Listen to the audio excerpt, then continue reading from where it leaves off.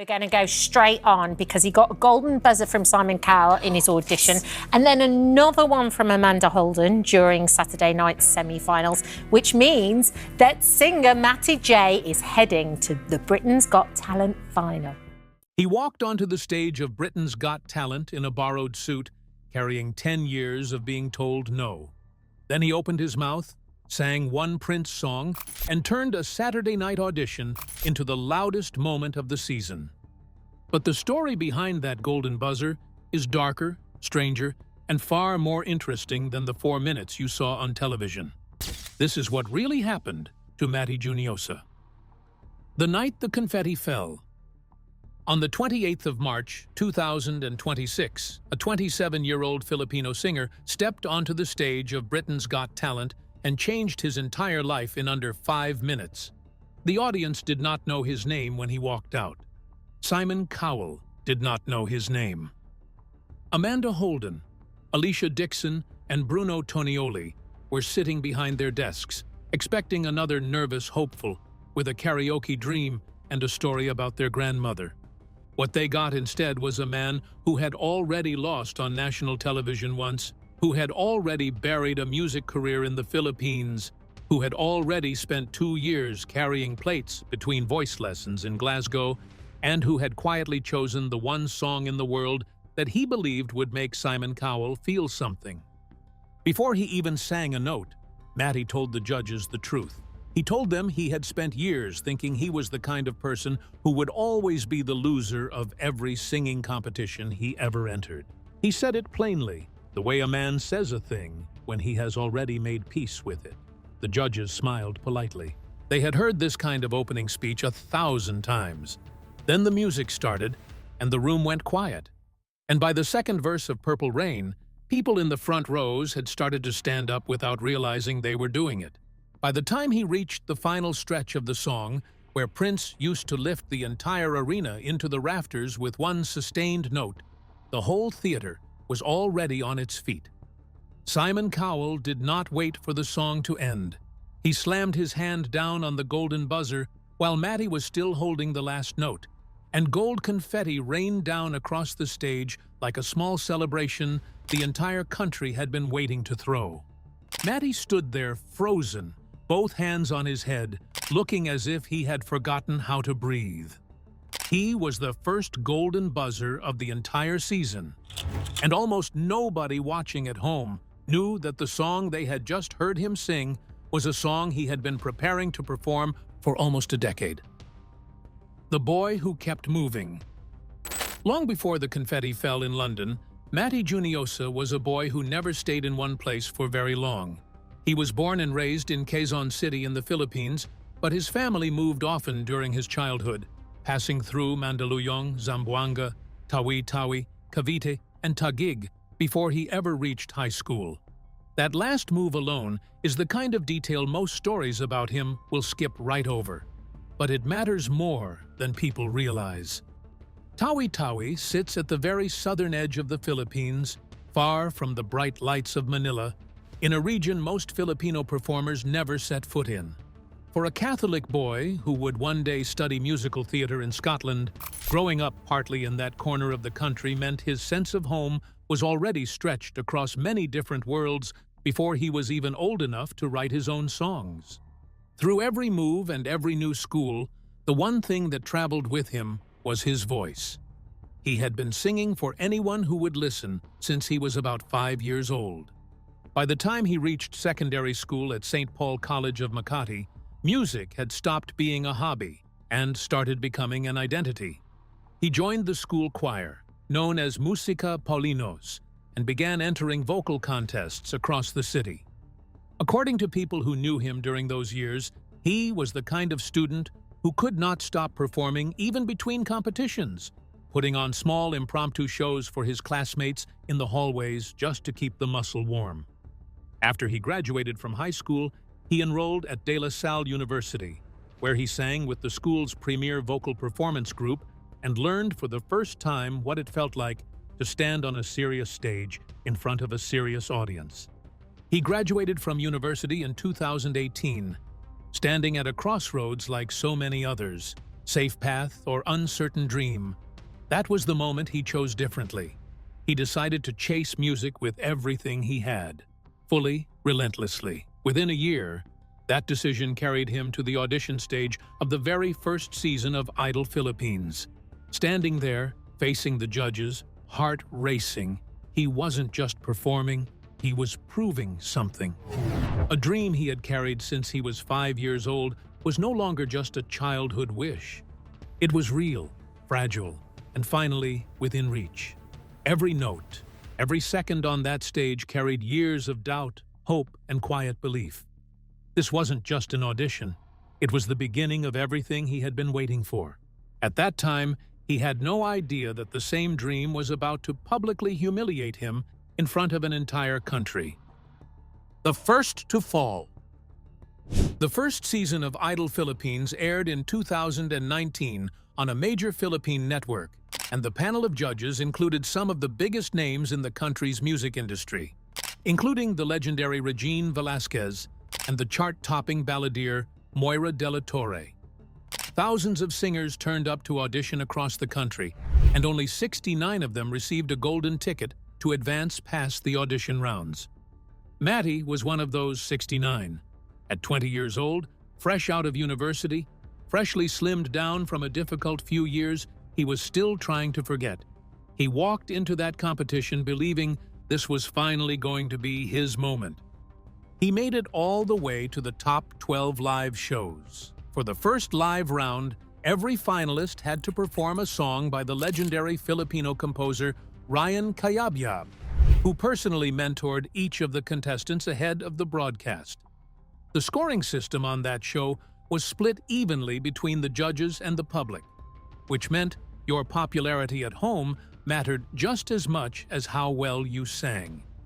And Matty, despite everything he had built up to that point, was not yet a household name. He had no fan army, no viral clip from his audition, no built-in audience to vote for him week after week. When the results of the first elimination came in, Matty received 50.5% of the combined score, which was the lowest of anyone in the entire top 12. He and one other contestant were sent home that very night. Zephany Dickavis, who would eventually win the whole competition, watched him pack his things and leave. In an interview after the elimination, Matty was honest about the experience. He admitted that his personality and his style had not always translated well on television, but he also said he had no regrets about how he had performed or how he had carried himself.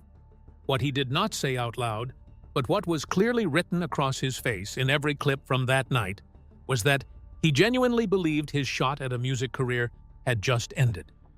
He could not have known that the most unusual chapter of his career was about to begin in the most unexpected place. The trio that soundtracked a drag race finale. Within weeks of his elimination, the same network that had sent him home decided to bring him back.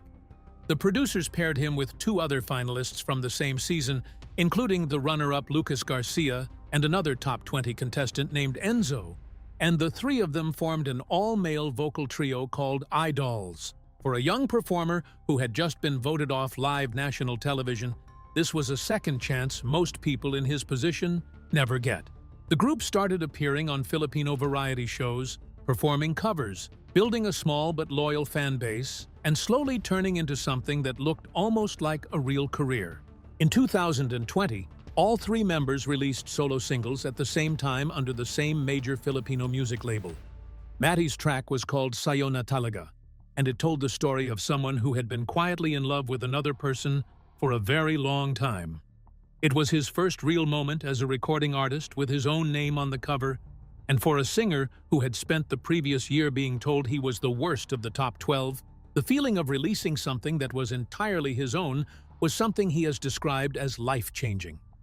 The group kept performing across television, including appearances on the Filipino editions of It's Showtime and Your Face Sounds Familiar, where the three of them performed together as a tribute to the rock supergroup featuring Bryan Adams, Rod Stewart, and Sting. In 2021, the group released a single called Kapangyarihan, which became one of their most recognized songs. And here is the detail almost nobody outside the Philippines knows about. That song, the one Matty recorded with two friends after being eliminated first from Idol Philippines, was later chosen as the final lip-sync track for the second season finale of Drag Race Philippines, which is one of the most watched drag competition shows in the whole of Southeast Asia. Matty's voice, the same voice that had received the lowest score in the top 12 just 2 years earlier, ended up scoring the climactic moment of an entire continent's queer pop culture landmark. And just as Idols was finally hitting its stride, Matty quietly told his bandmates he was leaving. In 2022, after roughly 3 years together, the group Idols announced that they were officially disbanding. The reason given was simple and unusual. Matty had been offered a partial scholarship by the Royal Conservatoire of Scotland to study for a Bachelor of Fine Arts degree in musical theatre, and he was leaving the Philippines to take it. To his fans, the decision felt almost reckless. He was walking away from a working music career, a major label deal, a national television presence, and a country where people were finally starting to recognize his name. To Matty, it felt like the only choice that made any kind of sense.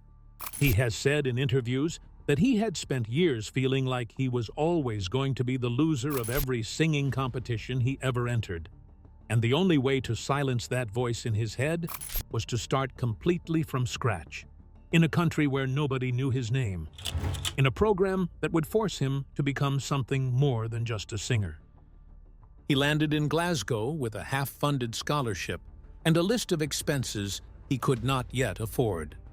To stay afloat, he took a part-time job as a waiter, juggling shifts in a restaurant kitchen with full days of acting class, dance training, vocal coaching, and rehearsals at the conservatoire.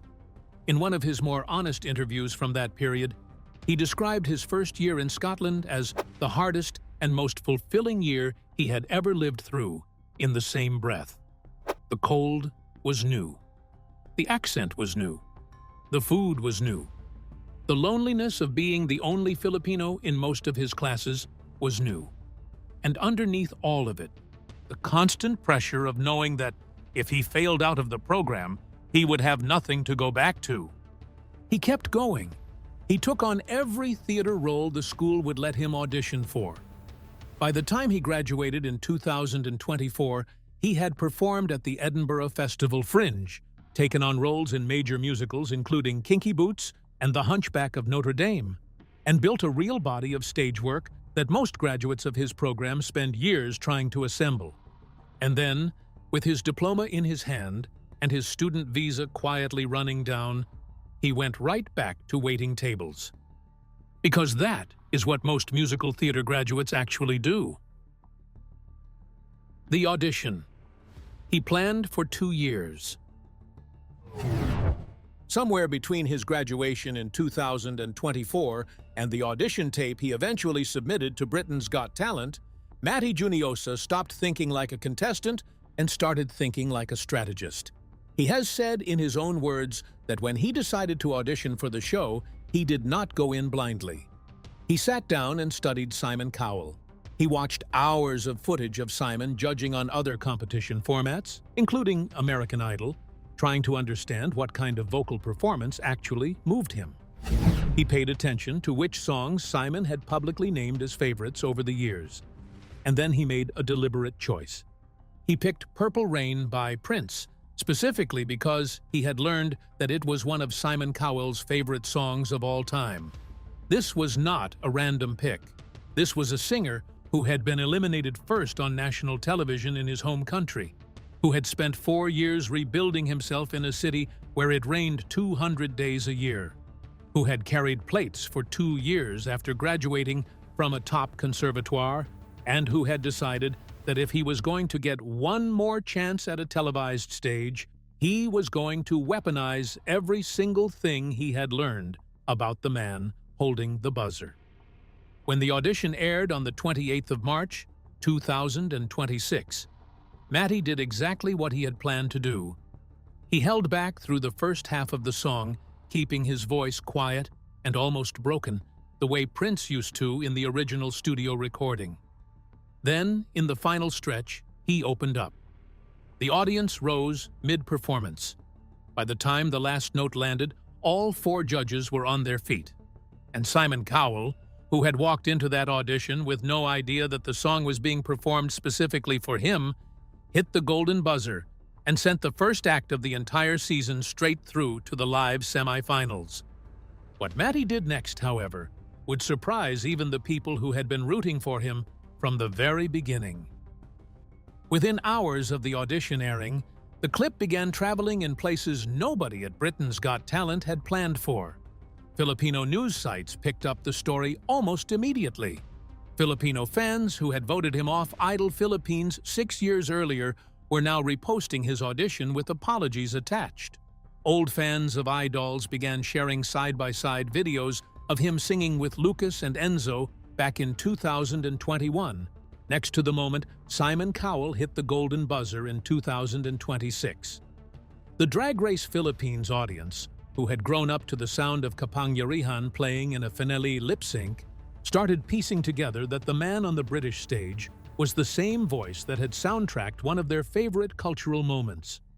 Across nursing wards and construction sites and call centers in every country with a Filipino diaspora, the audition spread through WhatsApp groups faster than most British viewers will ever fully understand. The semifinals were set to begin in late April 2026, and Matty has already said that he is preparing a very different kind of performance for that next round. He is stepping away from the soft, broken emotional tone that defined his audition and planning something with a stronger sound and a wider blend of styles designed to prove that the golden buzzer was not an accident. The pressure on him is enormous.